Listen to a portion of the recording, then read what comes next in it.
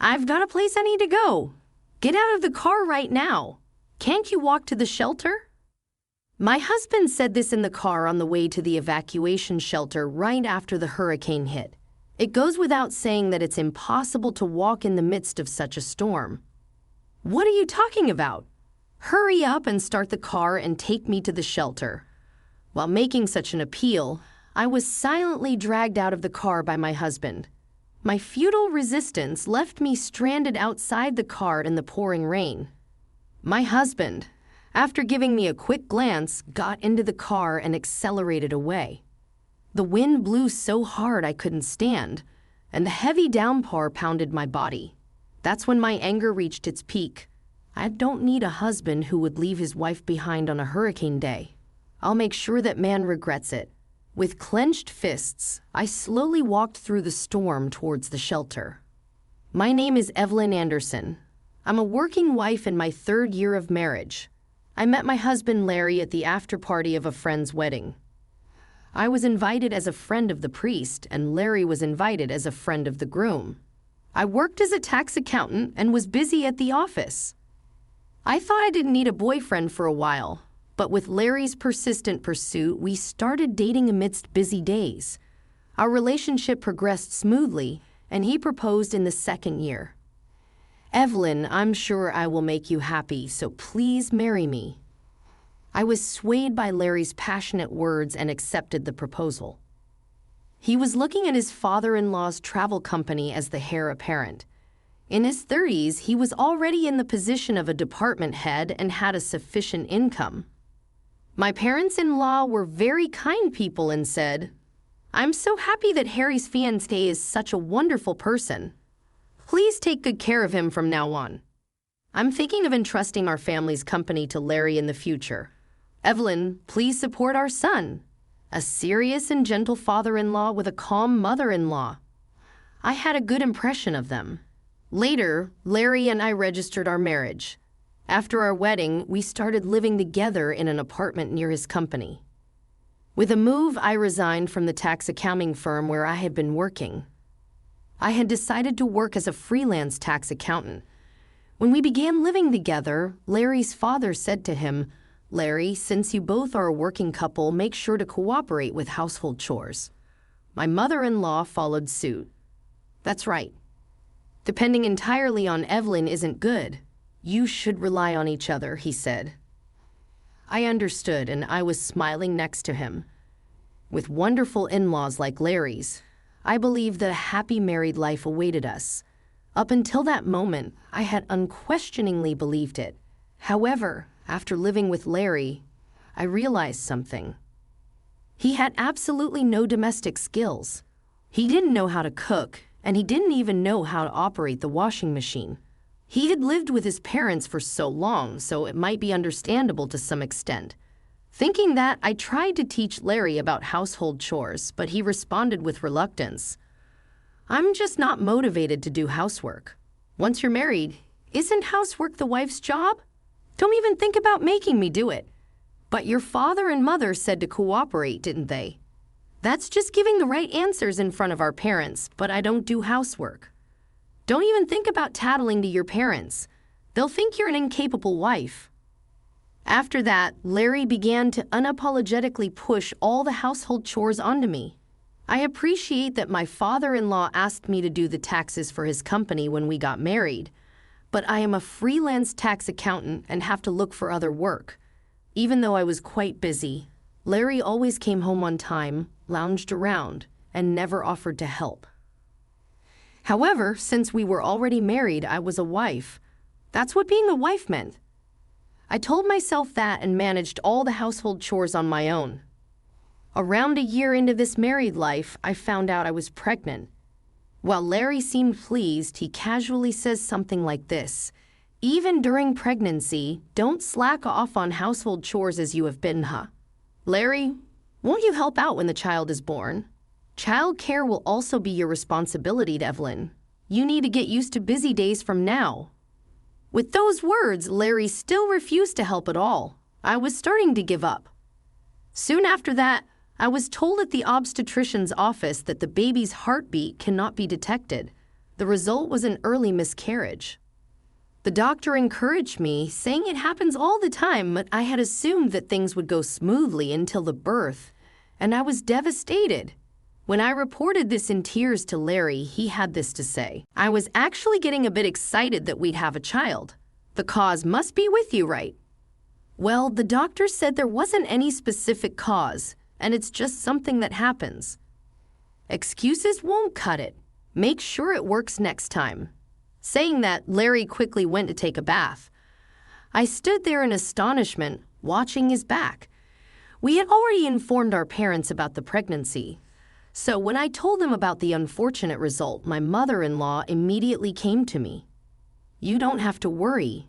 More importantly, you need to take care of yourself now, Evelyn." "Mom, thank you." Dad was worried too.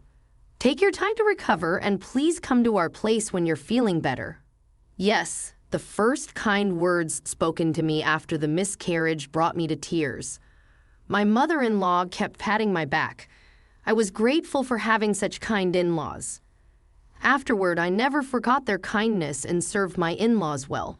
I completed the tasks my father-in-law requested flawlessly, gave them gifts on special occasions, and often had tea with my mother-in-law. My in-laws treated me like their own daughter, and we had built a good relationship. On the other hand, my relationship with Larry wasn't going well. Since the miscarriage, Larry's attitude towards me had become even colder. He would ignore me when I tried to talk to him or would sigh in annoyance. Additionally, he frequently mentioned that his work had become busier, which meant he was absent from home more often. I felt lonely about this situation. One day, Larry had left his phone in the living room while he was in the bath, and a message had arrived on it. "Thank you for meeting with me today, and I'll see you tomorrow." The sender's name was Jasmine Tanny, a name I didn't recognize. I tried to check the contents of the phone while trying to control my pounding heart, but it was locked. I couldn't open it. Afterward, I asked the secretary at Larry's company, with whom we were friendly, and found out that Jasmine Tanny was a new employee in Larry's department. When I saw her photo, Jasmine was a young and petite woman. He was cheating on me behind my back and with a colleague. However, I couldn't confront him without solid evidence. I decided to use my savings and hired a private investigator to look into Larry's actions. At that time, the weather forecast warned of an approaching hurricane. Moreover, it was reported to be a powerful and large hurricane likely to make landfall. I had been stocking up on disaster preparedness supplies for a few days. Finally, the typhoon made landfall. Larry also had a day off from work, so we were at home from the morning. The wind kept getting stronger, and the rain became intense. We were feeling anxious, but then the mobile phone emitted a warning sound. I checked it, and it was an emergency message. The content urged us to evacuate immediately due to the risk of flooding near our house. "Larry, there might be a flood here too. We need to evacuate quickly." Upon telling my husband this in a rush, he responded seriously, "You're right," and began preparations. The two of us carried our belongings and got into the car, heading to a shelter about 30 minutes away. About 10 minutes after driving, a text message reached Larry's phone. Upon checking it, he quickly changed his expression. "I have to go to a place I can't miss." Get out right now. You can walk to the shelter, can't you?" Outside, there was, of course, a violent storm. Walking in such conditions was almost impossible. "What are you saying? Get the car out and take me to the shelter." I complained, but Larry silently started to pull me out of the car. Resistance was in vain, and he threw me out into the pouring rain.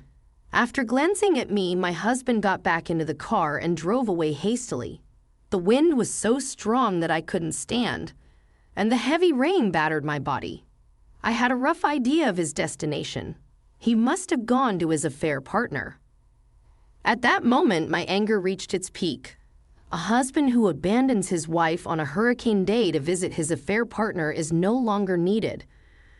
I will definitely show that man a thing or two. I clenched my fist tightly and began walking slowly toward the shelter, filled with determination. 40 minutes later, I finally arrived at the shelter. The people at the shelter, seeing me in tatters, said things like, "Did you walk here? Where's your family?" and handed me towels and blankets. I accepted them and expressed my gratitude. Then my mobile phone received a message. After checking the content, I quickly made a call to a certain place. While taking a breather at the shelter, my mobile phone rang. The caller was Larry. I answered the call in silence. "Hey, Evelyn, help me." I could hear Larry's panicked voice on the other end of the phone. "The road is flooded and my car is stuck. I'm stranded. Come and help me. I'm on 3rd Avenue. When I remained silent, my husband's tone became frantic. "What are you still mad about what happened earlier? This is no time for that. My life is in danger here." "Who are you with, huh?" Well, a colleague from work needed help, so I gave her a ride in the car." "Oh, I see. Well, I hope you both can overcome this crisis together." I hung up the phone without waiting for a response. However, the relentless calls continued. Feeling annoyed, I powered off my phone and ignored the incoming calls. But then a familiar voice spoke to me. "You're safe." It was Larry's mother, my mother-in-law. She had rushed to the shelter from the safety of her home after I called. "Mom, Dad, Evelyn, you look terrible." "What on earth happened? Where is Larry?" "There's something important I need to tell you both." I told my in-laws everything, the way Larry was treating me at home, how he forcibly dropped me off on our way to the shelter, and about Larry's affair. An hour later, a battered Larry and Jasmine showed up at the shelter. When Larry saw me, he immediately started blaming me. "Hey, I called you multiple times and you hung up on me. Thanks to that, it was really tough." "Oh, really? How so?" "I had no choice but to abandon the car before it got engulfed by the water. In the end, I had to walk for 30 minutes to get here. If you had come to help me, I might not have gone through this ordeal." Next to the agitated Larry, Jasmine was drying her hair with a towel, her face stern. I calmly asked her, "The place you abandoned me to reach, is it her place?" Larry reacted with a shocked expression. "No, it's different. Had a sudden work-related matter that required me to go to the office. I happened to see her on the way and offered her a ride." "Larry, is that the truth?" At that moment, with arms folded, my father-in-law appeared. Beside him was my expressionless mother-in-law. "Huh, what are you doing here with my parents? Just answer the question. Are you telling the truth?" My father-in-law asked in a low voice, and Larry's eyes started to wander. "Of course it's the truth. What are you getting at then? What is this?" I thrust my phone screen in front of Larry. The evidence of his affair that I had obtained through a detective agency was clearly displayed. Photos of him kissing Jasmine and entering questionable places. There was no way to deny any of it. "What? What is this?" I explained it to the stunned Larry. I had suspected my husband's strange behavior for a while, so I had requested an investigation right after being abandoned by Larry and making it to the evacuation center on my own. These photos were sent to me by the detective agency. So my husband had a mom. Larry looked back and forth between me and my in-laws in a daze. My mother-in-law spoke to him in a cold voice. "I've already seen the evidence from Evelyn. You have a lot of nerve to cheat on your wife with an employee." My in-laws glared at Larry at that. Larry suddenly became flustered. No, this is a misunderstanding. I didn't intend to hurt Evelyn. It was just a fling." Upon hearing this, Jasmine became furious. "Larry, what are you saying? You told me you love only me and want to remarry." "Hey, shut up. You said there was no love for your wife anymore. Was that a lie?" Jasmine, screaming loudly, was silenced by a cough from my father-in-law. "Larry, I'm disappointed in you. Not only did you betray Evelyn, who supported you, but you also threw her out on such a stormy day, exposing her to danger. That's not something a human should do, Dad. I must have spoiled you too much.